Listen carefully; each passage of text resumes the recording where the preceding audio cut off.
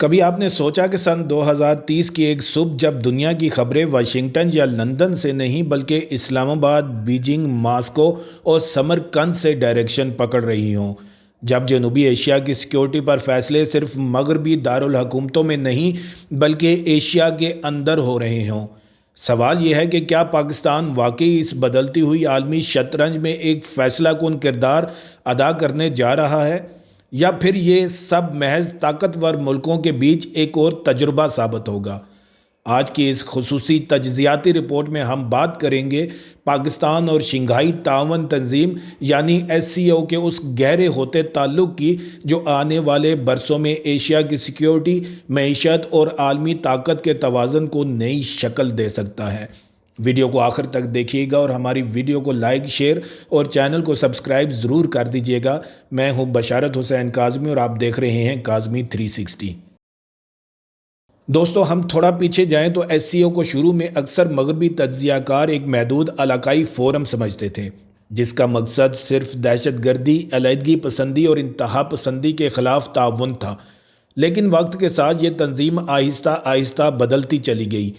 آج SCO دنیا کی تقریباً 40% آبادی، بڑے توانائی ذخائر اور ابھرتی ہوئی معیشتوں کی نمائندگی کرتی ہے۔ چین، روس، وسطی ایشیائی ریاستیں، بھارت، پاکستان اور اب ایران جیسے ممالک اس بلاک کا حصہ ہیں۔ یہ کوئی معمولی اتحاد نہیں رہا بلکہ ایک ایسا پلیٹ فارم بنتا جا رہا ہے جو مغرب کے زیر قیادت عالمی نظام کے متوازی ایک نیا ڈھانچہ کھڑا کر سکتا ہے۔ دوستو، پاکستان کا اس تنظیم کے ساتھ سفر بھی خاصا معنی خیز ہے۔ 2011 میں مبصر کی حیثیت سے آغاز اور پھر برسوں کی سفارتی جد و جہد کے بعد 2017 میں مکمل رکنیت۔ ابتدا میں پاکستان کے لیے فوائد محدود تھے کیونکہ اندرونی سیکیورٹی چیلنجز، معاشی مشکلات اور علاقائی کشیدگیاں حائل تھیں، مگر اب سچویشن بدل رہی ہے۔ عالمی طاقت کا مرکز تیزی سے مشرق کی طرف منتقل ہو رہا ہے اور پاکستان اس تبدیلی میں محض سپیکٹیٹر بن کر نہیں بیٹھ سکتا۔ یہی وجہ ہے کہ آج اسلام آباد کی SCO انگیجمنٹ ایک نئی رفتار پکڑ رہی ہے۔ دوستو، اب بات کرتے ہیں معیشت کی، کیونکہ اصل گیم یہی ہے۔ چین پاکستان اقتصادی راہداری، جسے ہم CPEC کے نام سے جانتے ہیں، اب اپنی ابتدائی انفراسٹرکچر فیز سے آگے بڑھ چکی ہے۔ بجلی منصوبے، موٹر ویز اور بندرگاہیں اب ایک بڑے علاقائی ویژن کا حصہ بنتی جا رہی ہیں۔ SCO کے اندر اقتصادی تعاون کا تصور، جسے بعض ماہرین نیو سلک روڈ 2.0 بھی کہہ رہے ہیں، پاکستان کو وسطی ایشیا، روس اور آگے یورپ تک جوڑ سکتا ہے۔ یہ وہ خطہ ہے جہاں توانائی کے بے پناہ ذخائر موجود ہیں، مگر رسائی ہمیشہ ایک مسئلہ رہی ہے۔ سن 2030 تک اگر SCO کے مجوزہ تجارتی راستے، ریلوے کوریڈورز، توانائی کے معاہدے اور ڈیجیٹل کنیکٹیوٹی منصوبے مکمل ہو گئے تو پاکستان صرف ایک ٹرانزٹ ملک نہیں رہے گا بلکہ ایک اکنامک ہب بھی بن سکتا ہے۔ اس کا مطلب یہ ہوگا کہ پاکستان کی معیشت کا انحصار صرف IMF، ورلڈ بینک یا روایتی مغربی شراکت داروں پر نہیں رہے گا، بلکہ چین، روس، وسطی ایشیا اور دیگر SCO ممالک ایک متبادل اقتصادی بلاک فراہم کریں گے۔ یہ تبدیلی بظاہر نظر نہ آئے لیکن اس کے اثرات پاکستان کی معاشی خود مختاری پر گہرے ہوں گے۔ دوستو، سیکیورٹی کے میدان میں بھی ایک بڑی شفٹ آ رہی ہے جس پر کم بات ہوتی ہے۔ پاکستان پہلے ہی SCO کی مشترکہ فوجی مشقوں میں حصہ لے رہا ہے، جہاں چین، روس اور وسطی ایشیائی افواج کے ساتھ کوارڈینیشن بڑھ رہی ہے۔ انٹیلیجنس شیئرنگ کے میکانزم زیادہ مربوط ہو رہے ہیں، خاص طور پر دہشت گردی، منشیات، اسمگلنگ اور سرحد پار جرائم کے حوالے سے۔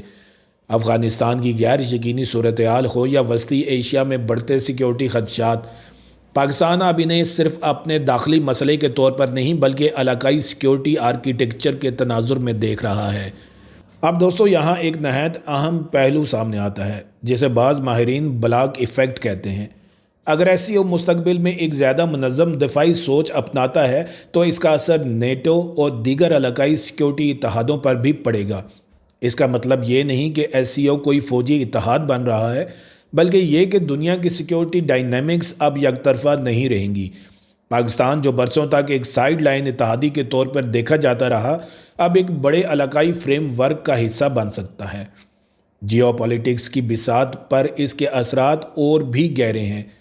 ایس سی او میں فعال کردار پاکستان کو عالمی مذاکرات میں ایک مضبوط پوزیشن دے سکتا ہے۔ امریکہ اور یورپی یونین پاکستان کی اس بڑھتی ہوئی مشرقی وابستگی کو بغور دیکھ رہے ہیں۔ کہیں تشویش ہے، کہیں محتاط توازن کی کوشش، لیکن حقیقت یہ ہے کہ دنیا اب ملٹی پولر ہو چکی ہے اور پاکستان کے پاس یہ نایاب موقع ہے کہ وہ پل بنے، نہ کہ صرف ایک کیمپ کا حصہ۔ اگر یہ توازن برقرار رکھا گیا تو پاکستان دونوں اطراف سے فائدہ اٹھا سکتا ہے، اور اگر غلطی ہوئی تو دباؤ بھی بڑھ سکتا ہے۔ دوستو، آپ ذرا 2030 کا منظرنامہ تصور کریں۔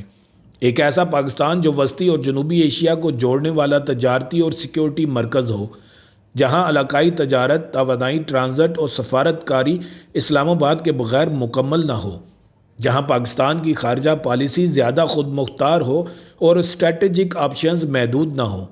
لیکن اس تصویر کا دوسرا رخ بھی ہے۔ اندرونی سیاسی استحکام، معاشی اصلاحات اور علاقائی تنازعات کا حل، یہ سب وہ شرطیں ہیں جن کے بغیر یہ خواب حقیقت نہیں بن سکتا۔